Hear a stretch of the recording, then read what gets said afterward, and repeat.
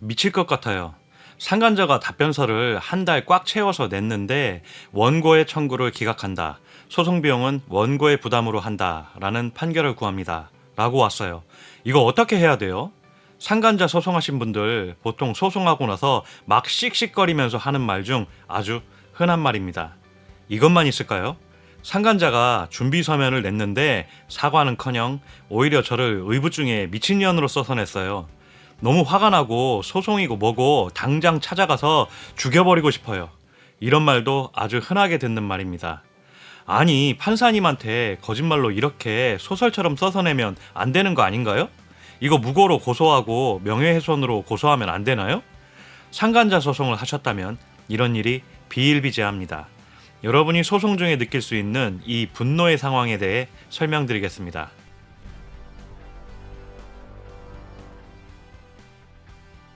안녕하세요. 날개입니다. 오늘의 주제는 상간자 소송 중 가장 열받을 만한 상황 두 가지인데요.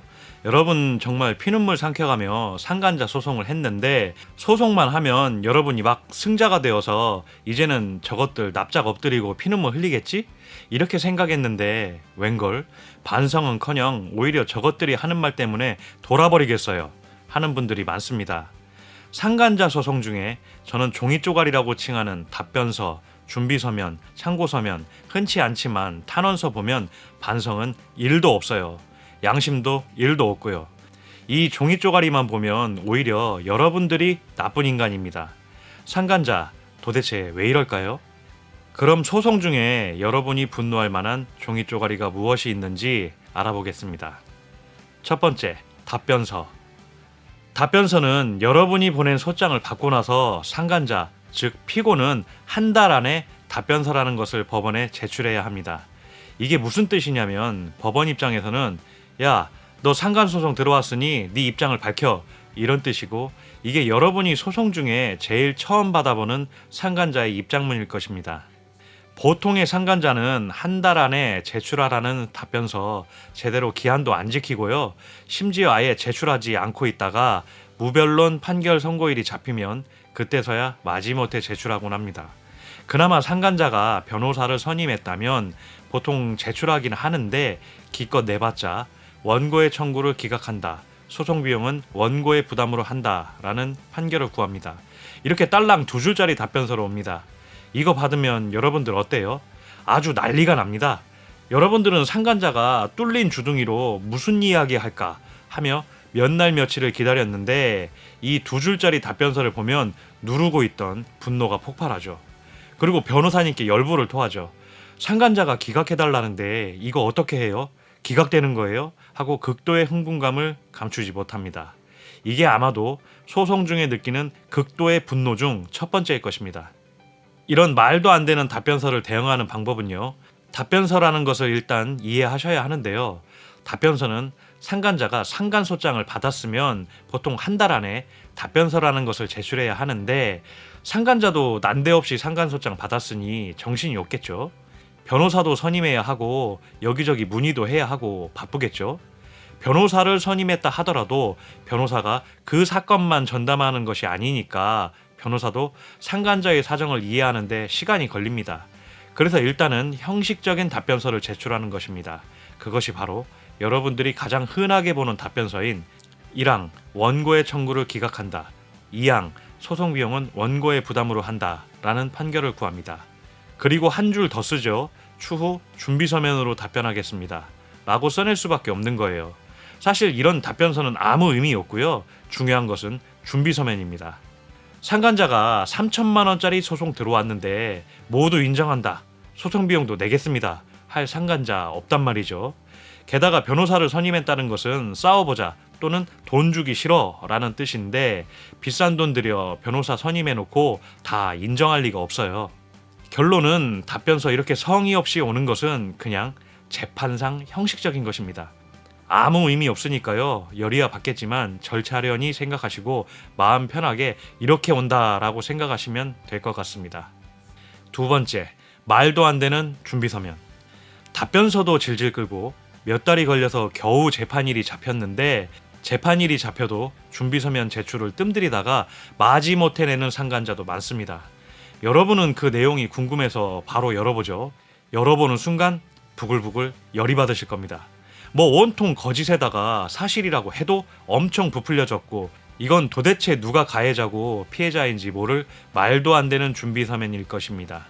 이때 폭발하는 감정은 다 말로 설명 못해요. 정말 어렵게 증거 잡고 참아가며 오랜 시간을 걸려서 받은 종이 쪼가리가 여러분이 예상했던 내용이 아니에요. 얼마나 열이 받겠어요? 이거 어떻게 하나요? 무고죄로 고소하고 명예훼손으로 고소해도 되나요? 결론부터 말씀드리자면 무고, 명예훼손 고소 못하십니다. 아니, 법은 누가 만들었대? 이런 건 무고죄도 안 되고 명예훼손도 안 된다면 있으나 마나한 거 아닌가요? 안 되는 이유를 간략하게 설명하자면, 무고죄는 타인으로 하여금 형사처분 또는 징계처분을 받게 할 목적으로 공무소 또는 공무원에 대하여 허위 사실을 신고하는 죄라고 명시되어 있습니다.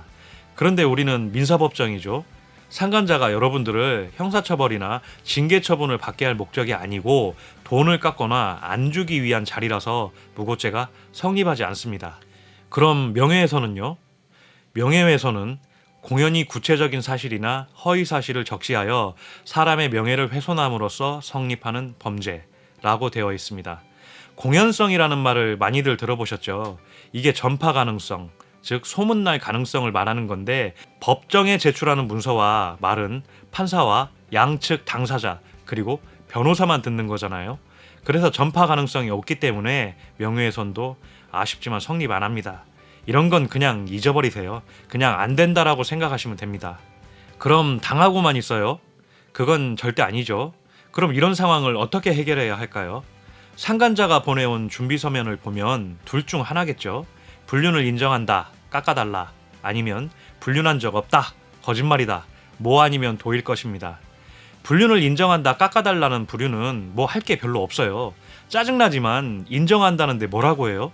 변호사님이 알아서 다 해주시겠지만 판례를 첨부하며 이 정도의 위자료가 합당하다, 뭐 이 정도? 밖에 할 게 없습니다. 하지만 싸우자고 덤비는 상간자들은 할 게 있습니다. 우선 여러분들이 첫째 해야 할 일은 판사 빙의라고 하는데, 완벽히 제3자인 판사님이 서면을 봤을 때 뭐라고 생각할까? 라고 여러분이 판사가 되어서 생각해 보시는 것입니다. 실제로 판사님들 굉장히 냉정합니다. 우리 같은 당사자들은 외도라고 하면 경기 일으킬 정도지만 판사 입장에서는 상간소는 정말 대수롭지 않게 봐요. 마치 수술 집도이처럼 그냥 감정이 없는 사람처럼 행동하고 말씀하신단 말이죠. 상간자들은 주장하는 내용에 대해 대부분이 증거가 없어요. 있어도 증거로 보기 애매한 것들이죠. 이거 왜 이럴까요? 거짓말이기 때문이고 부풀려졌기 때문입니다. 이걸 보는 냉혈한 같은 판사님이 그래, 상간자 네 주장 설득력 있네, 이렇게 생각할까요? 절대로 그렇지 않습니다. 원고든 피고든 증거가 없는 것은 다 패스합니다. 그렇기 때문에 증거가 없는 주장은 그냥 개무시하시면 되고요. 잘 보셔야 할 것이 증거가 있긴 한데 다소 애매한 것들에 대해서만 반박하시면 됩니다. 어떻게 해요? 상간자처럼 바락바락 우기면서 똑같이 갚아주나요? 아닙니다. 현명한 여러분들은 증거 우선주의를 택하셔야 합니다. 논리적인 말과 그에 걸맞는 증거를 첨부하면서 반박하셔야 합니다. 안 그러면 우리도 상간자와 똑같아져요. 이렇게 논리적인 반박이 결국은 냉혈한 같은 판사님의 마음을 움직입니다. 판사님이 원고, 피고 주장하는 내용 읽어보는 중 어느 한쪽은 증거도 부족하고 말이 안 되지만 어느 한쪽은 설득력 있고 그에 걸맞는 증거도 있어 라는 생각이 미친다면 여러분의 주장이 먹혀 들어갈 확률이 매우 높아집니다. 그리고 여러분 주장대로 판결문 작성해도 추후 문제 없겠는데? 라는 생각이 들게 할 것입니다. 그렇기 때문에 증거가 제일 중요한 것이고요. 상간자 집에 쳐들어갈 때도 녹음기 켜고 핸드폰도 녹음하고 카톡 같은 거 오면 무조건 다 캡처해 놓으시고 통화할 일 있다면 다 녹음해 놓으세요. 그게 나중에 피와 살이 될 것입니다.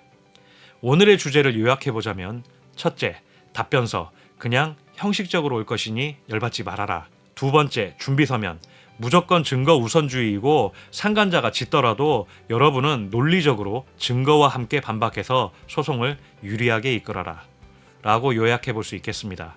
상간자 소송이라는 게요, 불륜을 인정해도 열받고 적반하장으로 나오면 더 열받고 판결금 빨리 줘도 열받고 판결금 늦게 주면 더 열받는 게 상간자 소송입니다. 그냥 상간자가 숨쉬는 그 자체가 열받는 소송입니다. 오늘 제가 상간 소송 중 열받는 상황에 대해서 설명드린 이유는 여러분들은 상간자가 어떤 태도로 나와도 무조건 열받을 것이니 그냥 감정대로 하지 말고 이성적으로 논리적으로 대처하라는 메시지를 드리고 싶었습니다. 상간자가 불륜을 인정해서 소송이 쉽게 끝나버리면 오히려 더 안 좋습니다. 뭐 싸워보지도 못하고 싱겁게 끝나버린 것 같아서 절대 개운하지 않고요. 오히려 적반하장에 죽어라 싸우자고 덤비는 상간자를 법으로서 승리한다면 여러분들이 느낄 그 쾌감은 여러분 생각보다 훨씬 더 강렬합니다. 그리고 힘은 들었지만 그렇게 어려운 싸움에서 승리해야 나라까지 떨어진 자존감을 회복할 수 있습니다. 여러분 울분 해소와 자존감 회복에는 상간자 소송 승리보다 더 좋은 것은 없습니다. 모쪼록 확실한 증거 잡아 하루속히 상간 소송하실 수 있는 날이 오길 기원하겠습니다. 감사합니다. 날개였습니다.